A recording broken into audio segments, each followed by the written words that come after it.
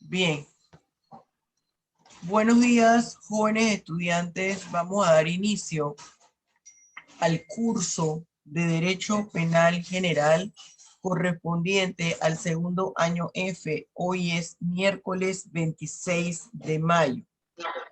Pretendemos culminar con el módulo 3 el día de hoy, consideraciones básicas del delito, el cual hace referencia a la teoría, los aspectos más importantes de la teoría del delito, primera parte. Y luego procederemos a una sesión de preguntas y respuestas para, por último, si tenemos tiempo, vamos al análisis de problemas, si no va a ser toda la otra semana dedicada a los análisis de problemas. Vamos a empezar. Un momento, por favor. Deben poner en silencio el celular. Voy a compartirle pantalla. Momento, que esto va lento.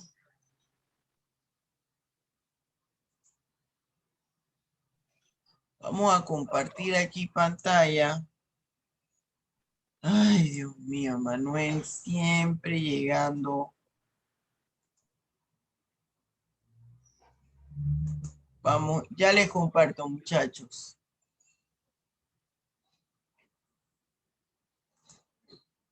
Vamos a dar la oportunidad a acabar, y ya. A ver. Ahora sí. Hoy les dije, no falten hoy porque hoy concluimos el módulo.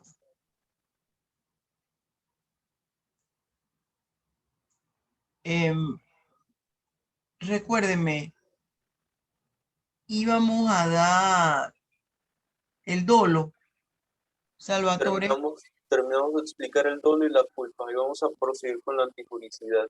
la antijuricidad. Estamos acabando ya. Bien. Vamos a ver hoy, jóvenes, la antijuridicidad. De la antijuridicidad vamos a analizar tres aspectos importantes de la antijuridicidad. Concepto, características, clasificación y características. Clasificación que también podemos identificar como formas de la antijuridicidad o clases de la antijuridicidad o tipos de la antijuridicidad.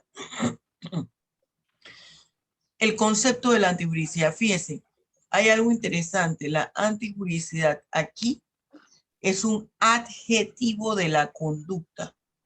Esa es la función de la antijuridicidad. Es un adjetivo de la conducta. ¿Por qué? Porque la antijuridicidad es lo que le da el calificativo de injusto, de ilícita, perdón, a la conducta delictiva, a la conducta realizada por el agente o sujeto activo o victimario, como le querramos llamar.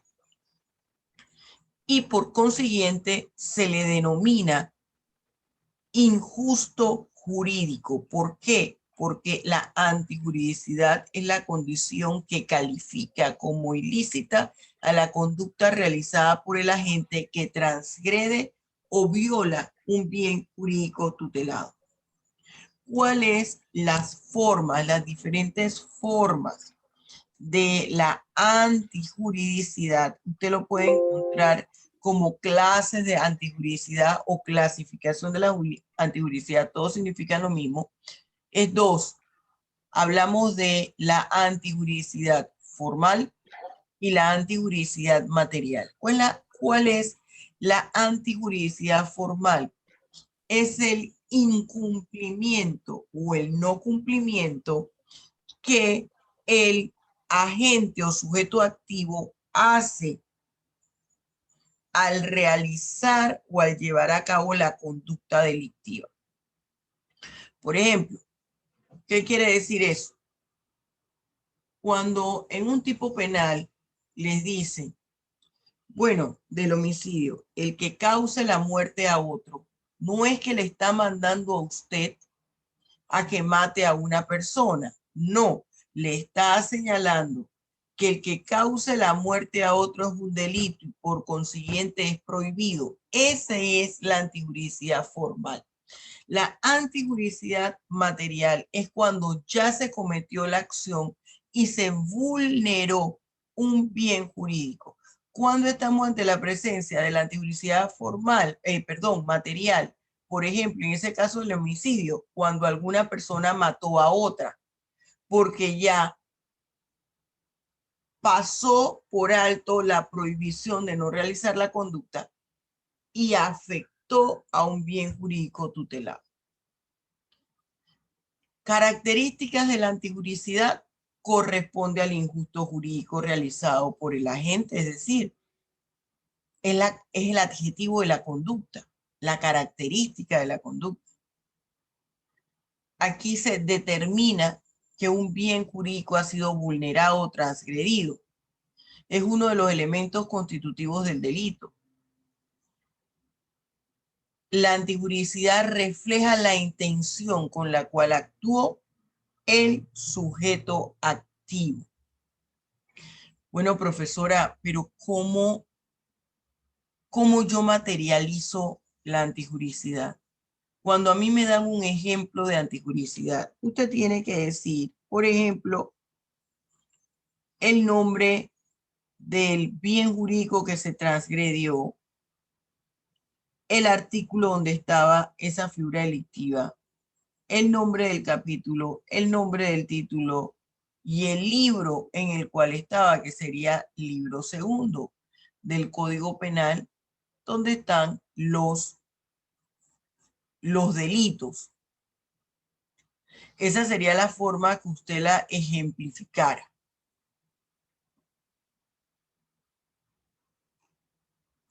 ¿Qué es la imputabilidad? Vamos ahora con la imputabilidad. Y de la imputabilidad vamos a ver igual tres aspectos. Fíjense aquí el concepto, mire los elementos y mire las características según los elementos. ¿Qué pasa con la imputabilidad? ¿Qué es la imputabilidad? Es la capacidad de comprender, su capacidad de comprensión por parte del sujeto activo al momento de llevar a cabo la conducta ilícita, que el sujeto activo esté en capacidad de entender y comprender la magnitud del acto que está llevando a cabo, es decir, entienda que su conducta constituye una figura delictiva y que esto le va a generar consecuencias jurídicas.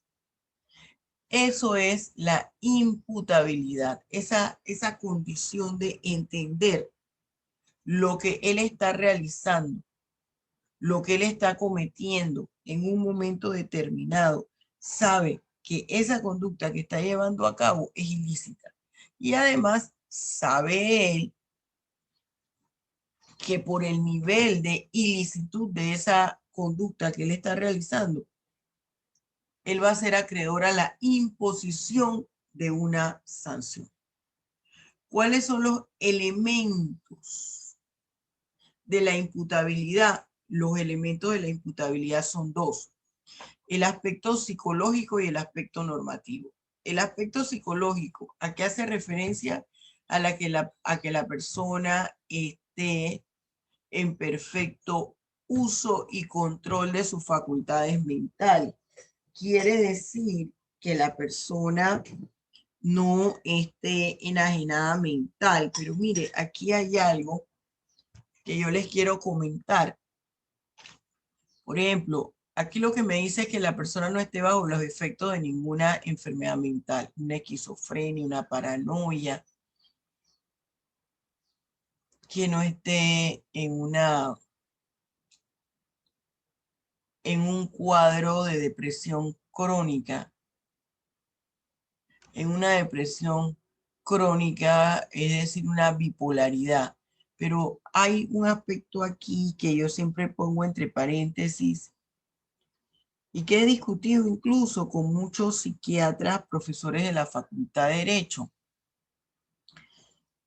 Muchas veces los psiquiatras señalan, bueno, decía ahí un profesor de psiquiatría, dice, bueno, Julia, lo que sucede es que hay de enfermedades a enfermedades. Digo, a ver, ¿cómo así? Explícame eso.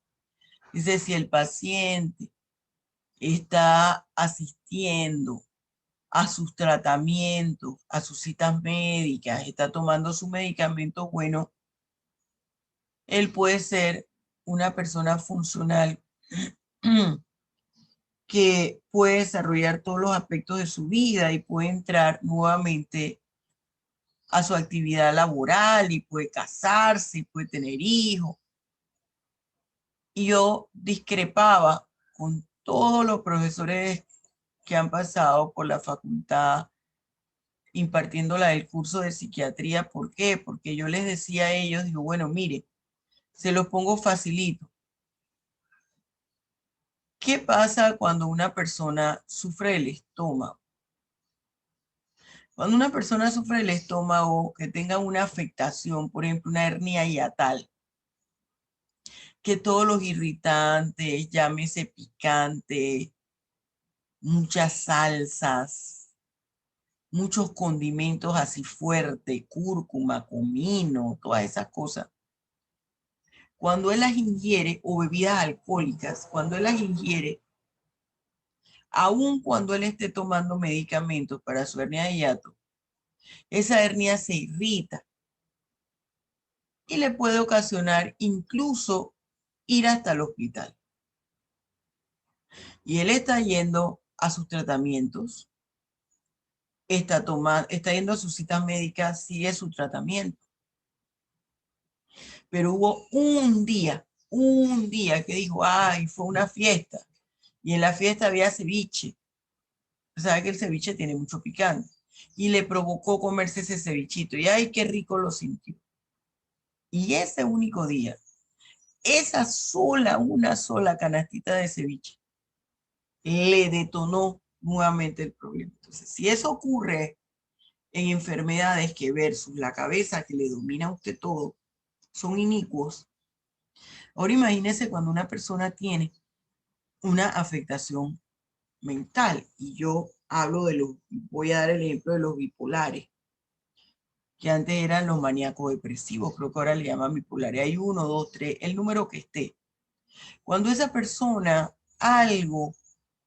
alguna situación, les active ese chip de la bipolaridad, aunque ellos estén yendo a su cita médica, con su tratamiento, con su medicamento, esa persona puede hasta matar y no estar en condición de entender en ese momento. Voy a quitarme esto y usted me va a decir si me escucha o no. Me levanta la mano.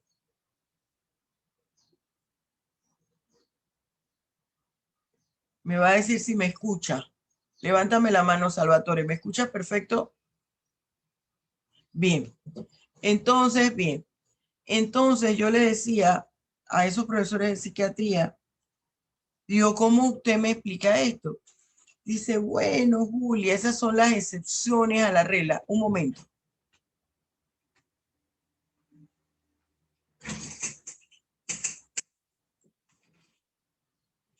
Esas son las excepciones a la regla. Y yo les decía, en esas excepciones a la regla es que ocurren los homicidios, es que pueden ocurrir los delitos de naturaleza sexual o delitos contra la vida y la integridad personal, que son generalmente las figuras delictivas en las que ellos pueden incurrir. A algunos no les da por ninguna de esas dos, a algunas les da por cometer delitos contra la seguridad colectiva, como por ejemplo el terrorismo. Una persona tiene que estar enajenada mental cuando le da por detonar todos los vagones de un tren de personas que no tienen nada que ver, ni arte ni parte en lo que está sucediendo. Fíjese todo lo que está pasando en Belarus, antigua Bielorrusia, con un joven periodista de redes sociales, arma un periódico digital y él decide, creo que ustedes han escuchado las noticias, y él decide informar todo lo que estaba pasando en Belarus, cómo le pegaban a la gente los policías, los militares, cómo los maltrataban, no se puede hacer protesta, y cuando se hacían las protestas por lo que ocurrió en las elecciones, eso pasó ahorita, él todo lo registró en su periódico digital, lo mandó a todo el mundo, en todas sus redes sociales, y él iba de Belarus con su novia, un joven periodista de 26 años, hacia Lituania, y el presidente de Belarus ordenó cambiar la dirección del avión. Regresaron, lo detuvieron. No se sabe de la muchacha, de su novia no se sabe. Y a él le toman unas vistas con las manos entrecruzadas así, muy fuerte, diciendo que él era culpable de todo, que él era culpable de todo. Una persona que somete a otra a tales condiciones, ese presidente no puede estar en pleno uso y control de sus facultades mentales. Algo tiene que estar pasando allí cuando se toman ese tipo de medidas. Ese es el aspecto psicológico. Busque la noticia para que usted vea. Ese es el aspecto psicológico de la imputabilidad, que la persona tenga salud mental. Ahora, ¿qué le podemos llamar salud mental? A una ausencia total de enfermedades. Si yo tengo algún tipo de padecimiento físico, no me pueden decir que tengo una salud física perfecta. El aspecto normativo hace alusión al requisito que la norma legal exige para la imputabilidad.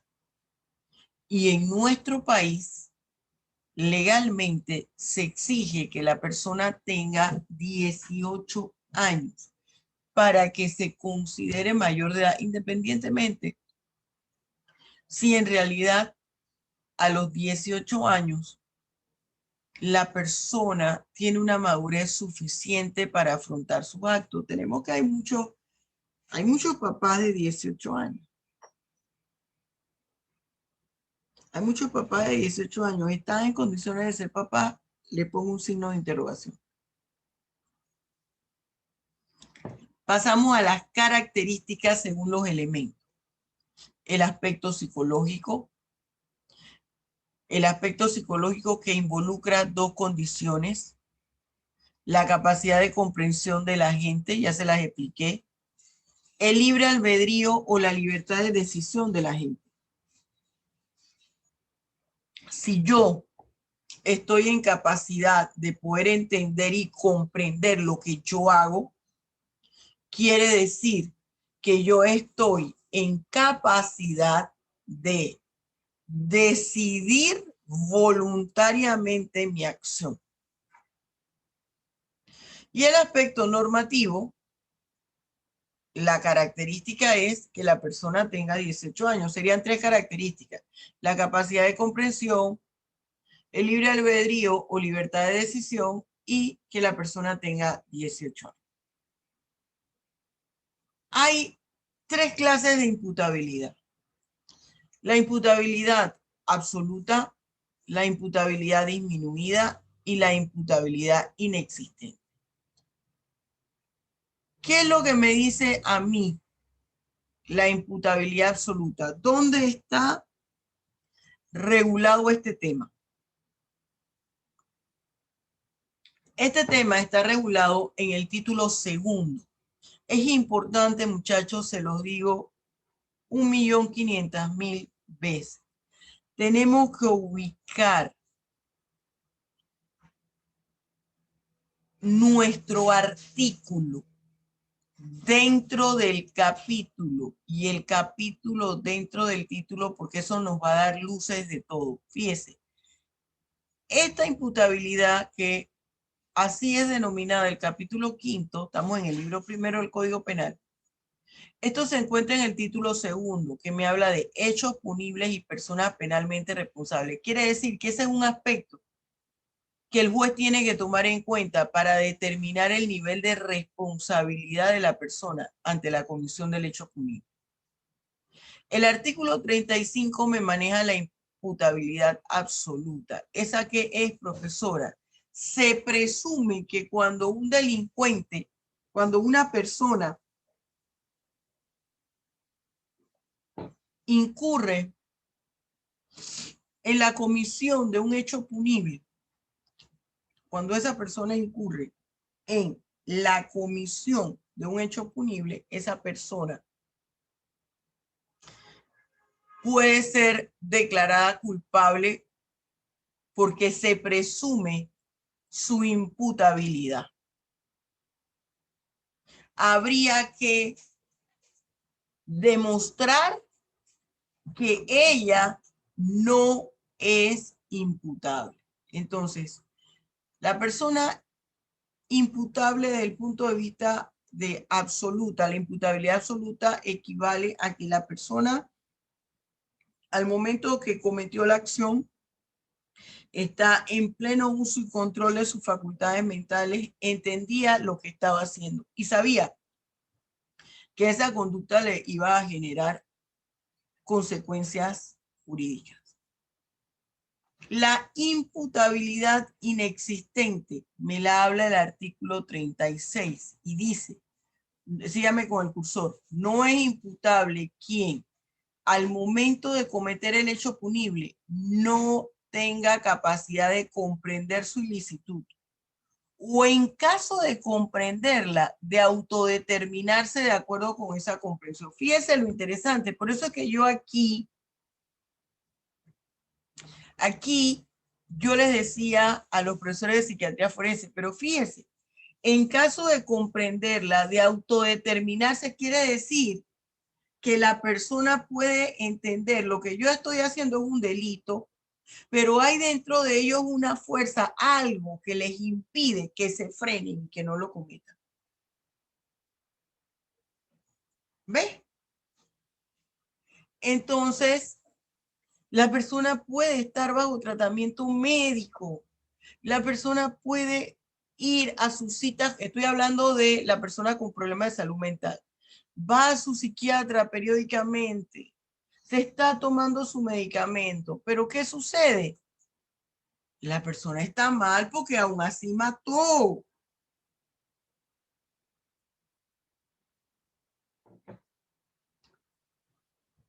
Entonces, la imputabilidad disminuida.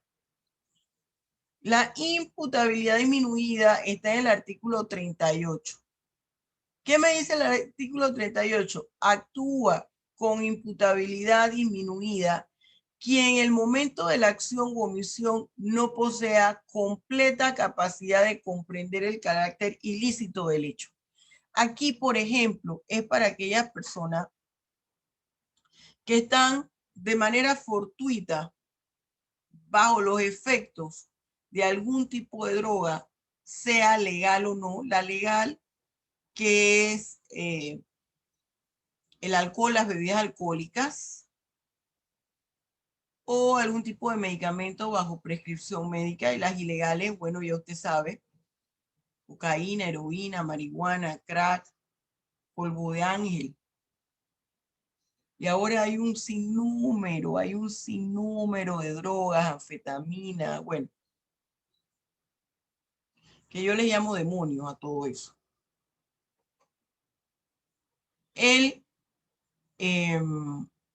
llega, por ejemplo, a una fiesta y él en esa fiesta va a tomar licor, a hablando folclóricamente, meterse todo lo que sea droga. Pero no lo hace con el ánimo de darse valor para cometer una figura delictiva después. Ahí se entiende que hay una imputabilidad disminuida. Después que la persona sale de esa fiesta donde ingirió de todo, va a subirse a su carro. Pero en el estacionamiento los invitados estacionaron uno detrás del otro. Claro, como él está volado, como hablamos nosotros folclóricamente, está pasado en la droga. Cuando llaman al dueño del carro que está detrás de él, el que viene armado le dispara y lo mata. Ahí hay una imputabilidad disminuida, pues no estaba entendiendo claramente lo que estaba pasando. Pero si él hubiese ido a esa fiesta profesamente a emborracharse y a ingerir otro tipo de sustancias con la finalidad de darse ánimo, entonces él se le cataloga como imputable. Porque lo que hizo allí fue inducirse el estado de inconsciencia para cometer delito. Todo esto que yo les estoy diciendo me lo establece el artículo 37. Me habla formas en que se determinará el nivel de imputabilidad en personas bajo efectos del alcohol u otro tipo de drogas. Imputación en el delito. Vamos con aquí con el marco conceptual. La imputación en el delito no es más que un juicio de valor. Se va a valorar las pruebas, las evidencias que se presentaron para achacarle, decirle a la persona, mire, usted, aquí hay evidencias que suponen que usted cometió la figura delictiva y se hace el llamamiento a juicio. Esa es la imputación, es un juicio de valor a través del cual se pretende determinar el nivel de responsabilidad de un sujeto en la comisión de una acción que ha sido tipificada como delictiva. Pero mire, esto nos hace vincularla con la imputabilidad, pero todavía a la persona no se le ha determinado mediante sentencia en firme como responsable del hecho. Por eso es que esto impera. Nosotros hablamos, y a nivel constitucional está así, el principio de presunción de inocencia. Sin embargo, en el Código Procesal Penal, en el artículo 8, se habla no de presunción de inocencia, sino del principio de inocencia. Hay evidencias que dicen que Carla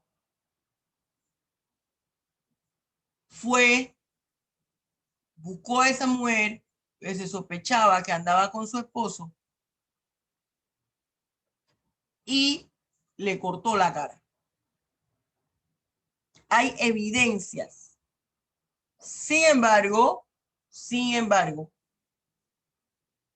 no existe una sentencia en firme donde se haya determinado su nivel de responsabilidad. Todavía no se sabe si fue en defensa propia, que la amparó una causa de justificación, que si la otra mujer se cumplía con los requisitos. Todavía no se sabe. Pero hay evidencias, lo cual el juez llama a juicio.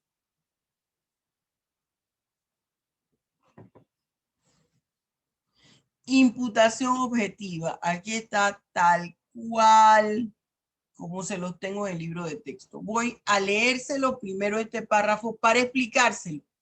Léalo conmigo. Imputación objetiva. Vamos al marco conceptual. Dice, consiste, mire aquí, consiste en atribuirle a una persona la realización de actos idóneos que conforman una conducta ilícita descrita en el tipo penal. Entendiendo que esa conducta pudo haberse manifestado a través de una acción o de una omisión que ha conducido a un resultado final. Pero además, esa conducta implicaba el contemplar el riesgo que la misma conlleva y que no exista ninguna situación justificante de su conducta, de su condición de ilícita y el resultado final.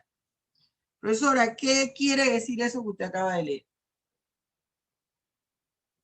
Imputación objetiva quiere decir que el sujeto activo, llamado también agente, victimario o sujeto activo, agente o victimario, quiere decir que el agente realizó una acción con deseo y voluntad, es decir, con dolo, desde el inicio de la conducta hasta el final, y que él entendió los riesgos relevantemente jurídicos que implicaba esa conducta. Los analizó y sin embargo llevó a cabo la conducta. ¿Por qué? Porque tenía la intención de realizarla y esa voluntad y ese deseo se mantuvieron a lo largo de toda su conducta. Esa es la imputación objetiva. Esa es la imputación objetiva, jóvenes, porque puede darse el caso que la persona inició la conducta, pero no tenía en mente o no pudo percibir el riesgo jurídicamente responsable, es relevante. A lo mejor eso era imperceptible. Mire, lo pasa sobre todo con las personas que preparan alimentos. Si usted ve que generalmente las personas que venden comida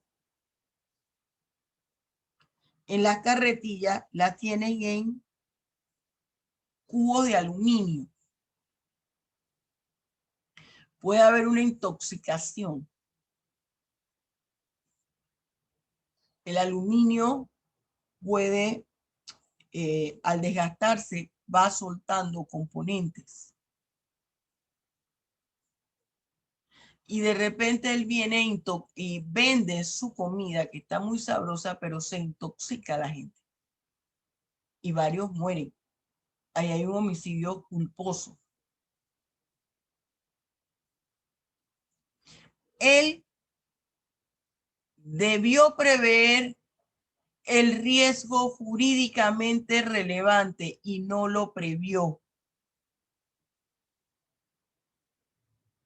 En eso hace énfasis la imputación objetiva. No previó que el recipiente donde tiene la comida puede ocasionar algún tipo de reacción química con los alimentos.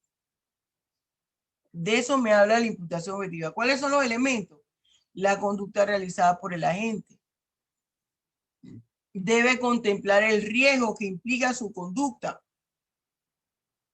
La capacidad de conducirse ante el riesgo que involucra su actuar en la forma que la sociedad espera que se comporte. ¿Cómo espera la sociedad que se comporte? Atendiendo las normas de convivencia. La sociedad no espera que usted, cuando va a buscar un estacionamiento y alguien le ganó el puesto, la sociedad no espera que usted se baje hecho un energúmeno y le meta un tiro a la persona que le ganó el puesto. 4. El vínculo existente entre la acción y la conducta de la gente con el resultado. La pre-5, la presencia del injusto jurídico que ocasiona la falta de situaciones que puedan afectar este injusto jurídico. Acuérdense, la condición es el injusto jurídico es la condición de ilicitud de la conducta. Imputación subjetiva. La imputación subjetiva implica establecer el nexo de causalidad en atención o tomando como referente la intención entre la acción realizada por el agente y el resultado obtenido. Dentro de esos elementos está voluntad de realizar la conducta, ausencia de aspectos que induzcan a la realización de la conducta. Imputación personal o individual. Esta consiste en el juicio de valor. Fíjese, el juicio de valor que emite el juez de garantía cuando se somete ante él por parte del Ministerio Público evidencias suficientes para que se le formulen cargos, imputación personal o individual a una persona. Artículo 280 del Código Procesal Penal. Formulación de la imputación. Cuando el Ministerio Público considere que tiene suficientes evidencias para formular imputación contra uno o más individuos, solicitará audiencia ante el juez de garantía para tal efecto. En esta audiencia, el fiscal comunicará oralmente a los investigados que se desarrolla actualmente una investigación en su contra respecto a uno o más delitos determinados. Esta es la imputación personal o individual.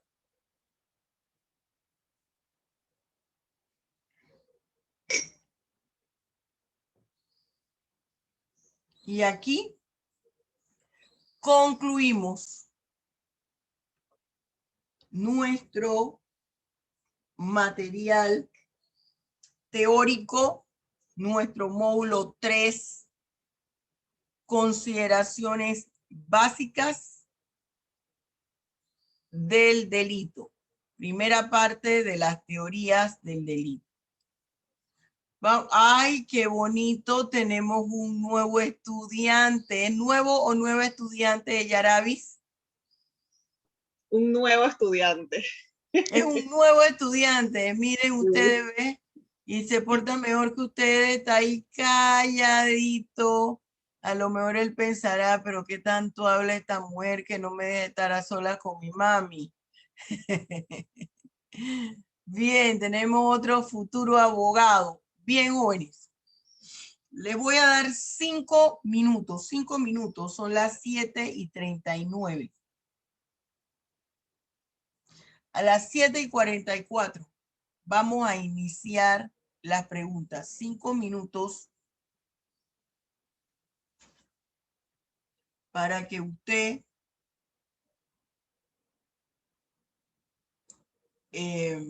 repase, organice toda su información e iniciamos el periodo de preguntas y respuestas. Ya sea que usted tenga una duda y yo voy a preguntar.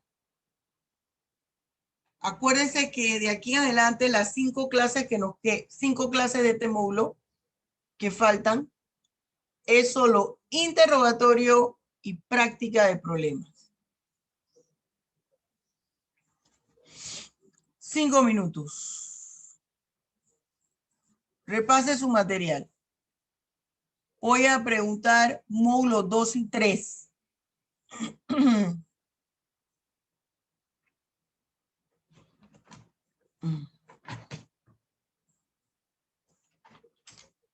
Porque si les doy el tiempo, no estudian.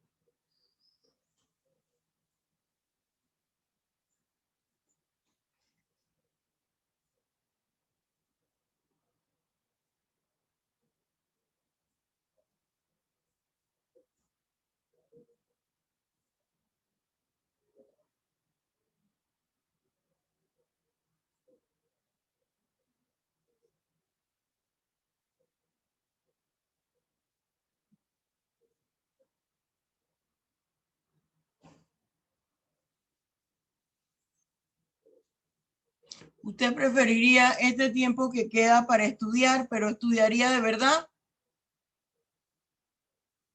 Contésteme, o ya está en condiciones para que le pregunte. Margarita, dime.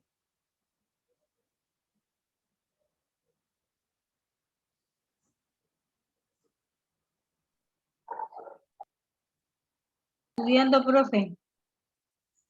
¿Prefieren estos minutos que quedan de la hora de la clase para que puedan estudiar? Sí, profesora, estudiando. Estoy Sí. tratando, sí, repasando aquí. Salvatore, Estudiando, porque la verdad yo repasé lo mío, pero igual nunca acabé más por las clasificaciones tan amplias que tiene, que eso me costó. bueno, entonces vamos a hacer esto. Lo que queda de la clase se lo voy a dar para que ustedes estudien, pero acuérdense que nos quedan 5 clases para este módulo y es interrogatorio y problemas. Empezamos con los problemas. O sea, va a ser un problema, pregunta, o puede ser viceversa, ¿ok? Creo que primero empiezo con el interrogatorio. Bien, jóvenes, entonces prométame que estudia y le doy el tiempo. Dios los bendiga ricamente. Ustedes saben que los quiero mucho. Hasta luego. Gracias, profesora. Saludos, profe. Igualmente. Hasta luego, profe. Gracias, profe. Gracias.